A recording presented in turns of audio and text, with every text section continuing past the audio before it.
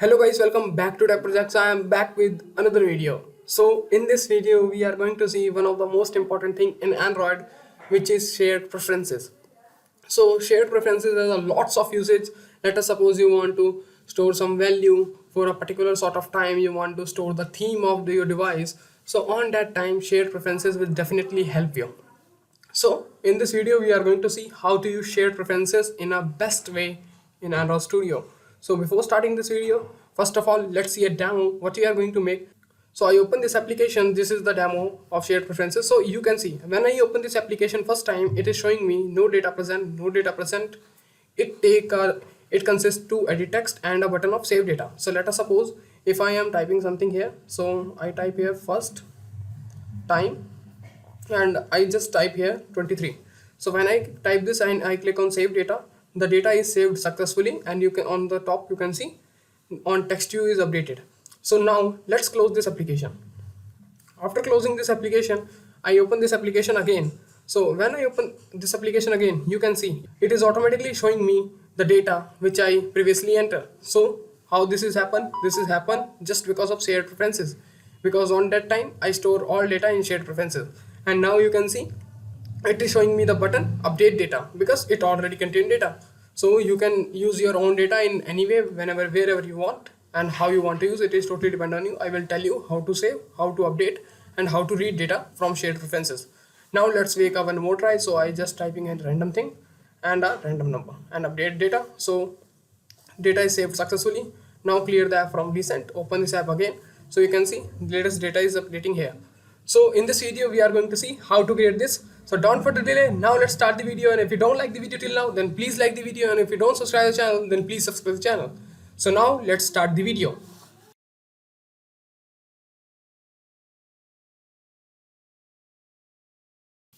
So for this, open your Android Studio, and after opening your Android Studio, just go to file and click on new, and then new project. Click on empty activity. Next, give any application name. So I am giving here shared preferences tutorial. You can give any, and I am using here Java language, but you can use Kotlin as well. Syntax is almost same. You just have to understand the logic. So our project is building, so we have to wait for the Gradle build. Now the Gradle build successful. So first of all, inside the activity main XML file, let's design the layout of this first. So I minimize this, delete this text view. I don't need this, and instead of this, I can take here constraint relative layout. Now I can copy the design from previous project, because as you already know, you can create that simple UI and you have to create UI according to your own. So I am going to copy paste the UI code. So I open this and I open activity main XML file, and I am copying this whole linear layout. Then I will explain how this linear layout is working if you want. So first of all, I copy this and paste this linear layout here. So now here you can see this linear layout. This is, I give the ID name here LL text view wrapper. Why? Because it contains two text views. Inside this text view, it contains TV name. I give this ID name, and I by default I set the text name display here. And this is the text color, text size, text style, all things. Then inside text view, this is the TV age and all other things.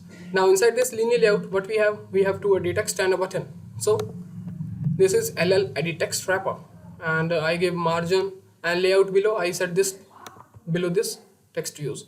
Now I give the ID name here, ET name, ET age, enter your name here, enter your age here, save data. So these all are the things you can create it by on. Now let's come on to the main topic. So first of all, before writing any main code, open this, and one thing we can also copy this ID names and find view ID. So this is also unnecessary work. So I copy this and I copy this. So hope you understand why I done this. I am just assigning XML ID into Java ID. Now let's start writing a main code, how we will save the data to our shared preferences and how we will read the data from our shared preferences. So first of all, we have to save the data whenever user click on save data button. So bt save data dot set on click listener, then new, then capital O, and press enter. Now inside this, you have to just type here. First of all, you can check whether the bot fields is filled or not. So I am just making a check here. If eth dot get text to string is empty, if it is empty, or et name dot get text to string is empty. If both things is empty or something is empty, then I can display a toast here, toast dot make text, and main activity dot this, and I am giving here message something is empty, and then I am showing here toast length, sorry, toast dot length short, and then dot show. And if everything is fine, then I have to call the function save data in shared preferences. And now what I have to store?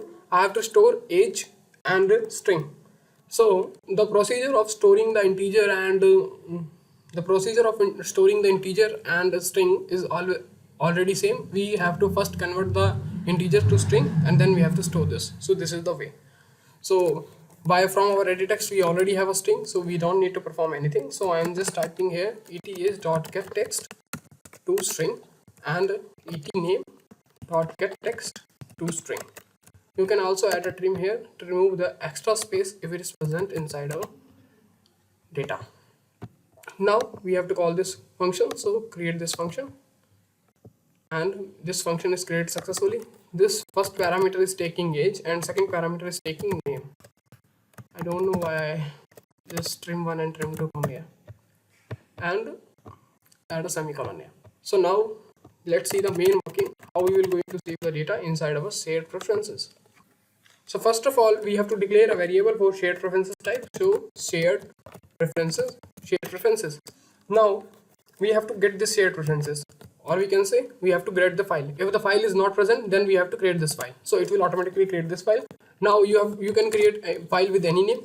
So shared preferences is just a file, basically file in our data or in our application. So you can give any name to a file. So I am giving a my shared pref. You can give any name, it's totally depend on you, but we remember if you want to read the data from this file, then you have to use this same exact name, otherwise it will not going to work. So I just gave here my shared pref, and now we have to use this mode private. So it is also a secure mode, so no one can read your file and they have to do lots of things if they want to read. So we can say this is the secure method, and we have a mode public and another thing as well, but we are going to use this. Now we have to declare a variable for shared preferences editor, where with the help of that editor we can put the value, we can apply the changes. So just type a shared preferences dot editor, then give any variable name. So I am giving here my edit and equal shared preferences dot edit. So now this variable is initialized successfully. Now we can use this. So what I have to store? So I have to store first name, so put string, and I have to store name. So first of all you have to give the key. So key is the name, and value I want to store name, which I am getting from my function, and the function is sending the name through my edit text. So hope you understand. And on reading the time, you have to use this exact same name, otherwise it will not going to work. So make sure you give the exact name, and if you're not able to read the data, then check these names, file name and as well as keyway names. Now I just control D to put this, and now if you want to, you can see this is the string age, but if you want to convert into integer, and if you want to put into integer, you can also do this. So put int, the method is same, you have to just type here a key and a value of integer. So you can convert this string to integer, or you can directly store this as an integer. It is totally depend on you. I am going with string, but you can use anything. Now I am typing here age and the age. So this is done. Now after this, the most important thing what we have to do, we have to my edit dot commit. So after this it will automatically commit this and everything will save successfully. And now you can make a toast here, toast dot make text get application context saved, and toast dot length short dot show. So this is done. Now after this I can et age dot set text, I can set it to null, and et name dot set text I can set it to null as well, and tv name dot set text I can set it to null, and tv age dot set text I can set it to null, and this is done. Now this is the method of saving the data in shared preferences, but let us suppose our shared preferences already contain some data. So on that time, how to show that data? So for this, we have to call the function here. Whenever we open the application, we first of all we will check whether our data contains some shared preferences contain something or not. So for this, what we can give a function name here, read data from shared preferences, and now we will going to create this function. So it is always better to create functions for a specific working, so it will avoid confusion in code. You can see this is very clean code, but let us suppose if I try to write all thing inside this, so on create, then it will going to create lots of confusion. So always try to write the better code. Now inside this, what we have, we already know. First of all, we have to declare a shared preferences variable type. Shared preferences, I give just give sh, you can give any name, then get shared preferences, and as you know, what is our file name? My shared pref. If I want to read this, I have to use the same man, and I am reading in mode private. So this is first thing done. Now we have to store both values inside a variable, so I just locally declare a name. So sh.getString. Now we don't need to declare any editor because we are not updating any value, we are just reading. So got string, and the string name is name. So you can see what I give here, name, age, these are capitals. And let us suppose if it doesn't contain anything, then on that time I will return empty here. And now this is the same thing with age sh.getString, and if it is not contain anything, then I just return empty here. And now I can make a check here, if name is empty or if age is empty, then it means my shared preferences doesn't contain anything. So on that time I can set the pva.setText, and I can type here no data present. So this statement is going to show first time whenever you open the application first time. So now this is the TV name and bt save data, and here I will type here bt save data. This is the button save data. And let us suppose if our shared preferences contain something, then we have to perform some different things. So here I just copy this, all things, Control-C copy, paste this here.